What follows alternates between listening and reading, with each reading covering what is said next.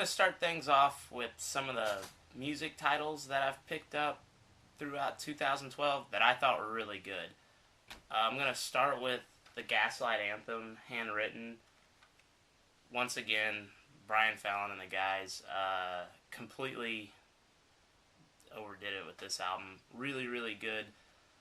When I went to Orion Fest, which is the first music festival that Metallica has hosted back in Atlantic City at the beginning of the summer, Gaslight Anthem was on the ticket, and them and Metallica are the main reasons I went. They play an awesome live show. It's really, really great to see them.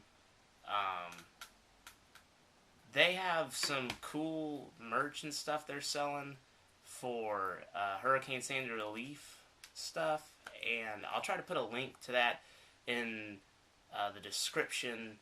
They got some T-shirts, really cool posters and stuff. They're from New Jersey, so if you want to, reach a hand out to help with that, I think the proceeds are still going to some of the Hurricane Sandy stuff. And they were putting on benefit shows and everything long before they had that big one, I think, on the 12th of December. So they're really, really fighting to, help their hometown and everything. And they make great music, so I'm just starting with that one. In my opinion, the dominant force musically of this year, for me at least, was Brendan Small. Owned this year. 2 album releases that were both fantastic.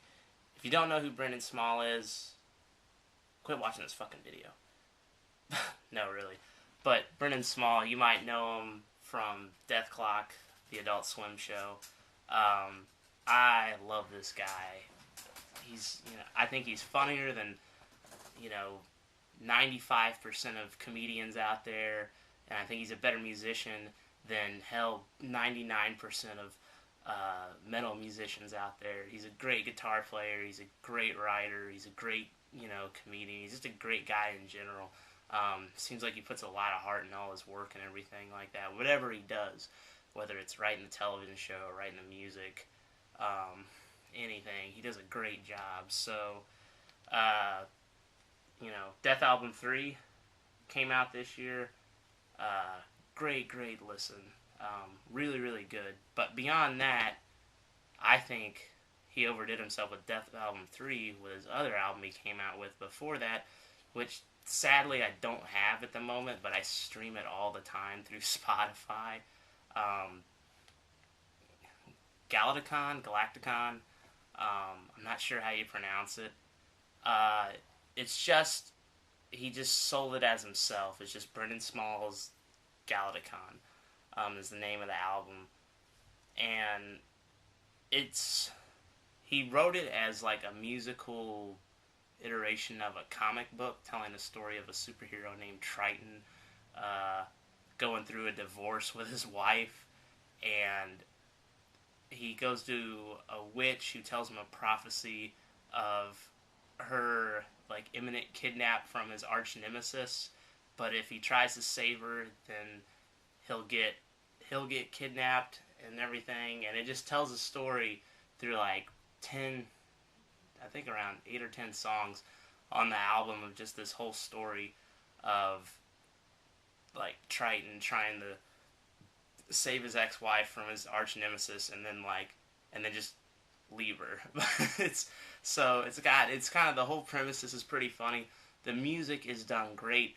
It's not a classic like metal album like Death Clock. It's very just like sort of more rock oriented and stuff, but I think the music is just as good, if not better, than anything he's ever done in Death Clock.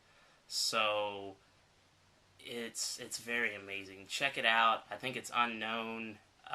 It's a self-released album, so the hype on it's a lot less. He just did it by himself. But that's honestly the best album I've heard this year. NoFX, I think, has just released an album. I've heard a little bit of it and stuff. I haven't went out and purchased it at all, but it sounds pretty good. It's got some funny songs on there, but I'm looking to pick that up too. But those were some music albums that definitely stood out for me this year. There's probably some more that I'm just skipping. There's more albums that I bought this year that didn't come out in 2012 that I really liked. I got real into Gamma Bomb, the awesome thrash metal band. Uh, Skeleton Witch, I bought their album that came out in 2011 this year that was very, very good. So, musically, that's what I'm going with that came out this year.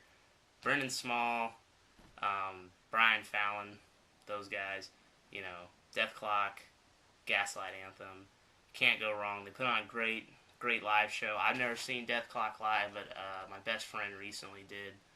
And he said it was probably the best guitar playing he's ever seen in person. So, I mean, if you ever get the chance to like go see these bands, do it, and definitely buy their music. Piracy is a bitch move. So if you're a real fan, just buy the shit and don't be a pussy. Going on to movies that have come out this year that I thought were pretty good. I'm just gonna go off ones that I've seen in the theater this year, which weren't a lot. I didn't go to the movies very much this year. In fact, I think the only two I'm gonna talk about are the only two I actually saw in the theaters. So I guess it's gonna be a very biased opinion because I didn't go see a lot of new movies. But the Avengers, big superhero fan. I thought it was a damn decent superhero movie. I thought they did very well for having that many, like, you know, individual characters in a film. It seems like everybody, you know, was pretty got their own share of spotlight and fighting, that it just didn't focus on, you know, one or the other. It did a very good job of that. I do think that Hawkeye and Black Widow don't add that much to the story. I don't really know why they're in there. I think it would be better. I would love to enjoy just as the original Avengers, Cap, Thor, and Iron Man would be fine with me. The Hulk really sells that movie, but it would have been pretty cool. It had, you know, enough fighting, enough cool stuff in it to make it easily watchable.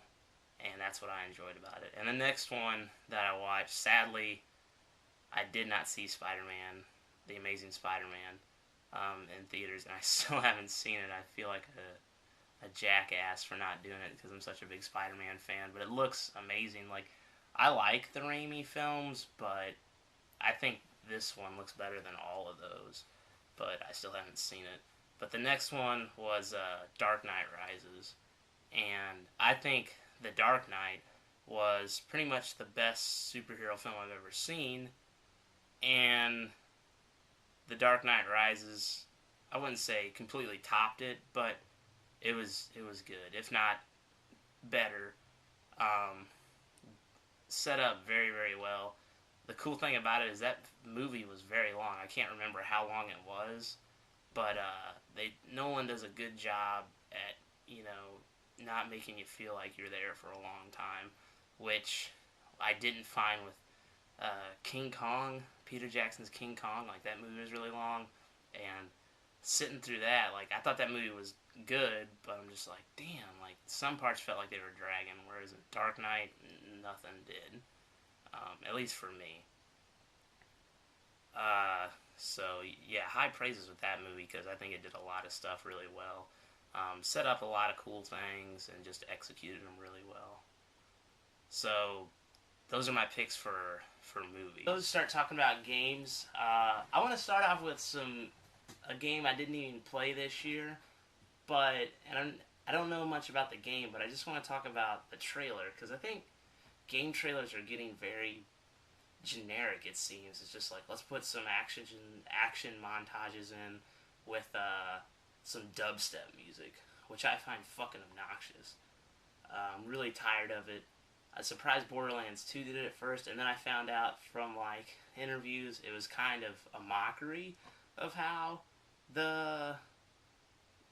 industry was using so much dubstep with just montages and stuff. So I accepted that. But I think one trailer that really stuck out in my head was Pokemon Black and White 2. The Japanese trailer.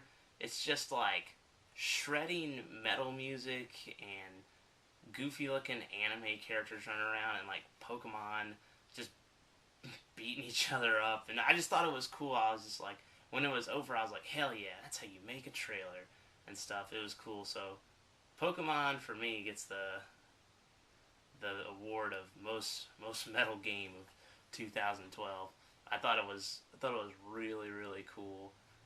Unlike, I mean, what Assassin's Creed 3 had a damn Puff Daddy song in it, and Assassin's Creed like Brotherhood or something doing like dubstep trailer. Like, what is that? Like, it's like, why would you make a trailer of, you know, Italian assassins and somebody during the Revolutionary War around a Puff Daddy and dubstep? I just don't get it, and I was thankful to see the Pokemon trailer hold up and be something fresh, something different, and something just frankly badass, which I thought was awesome.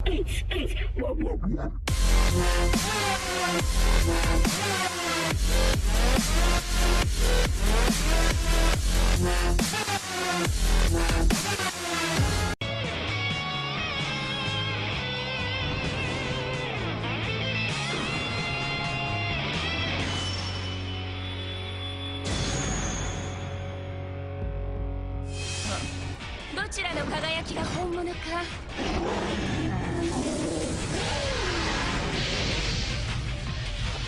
ここで競いましょう。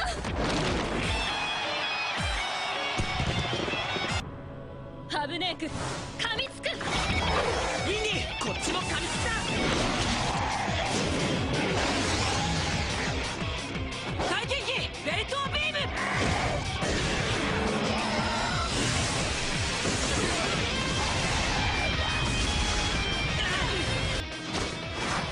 ルカリオ波動弾。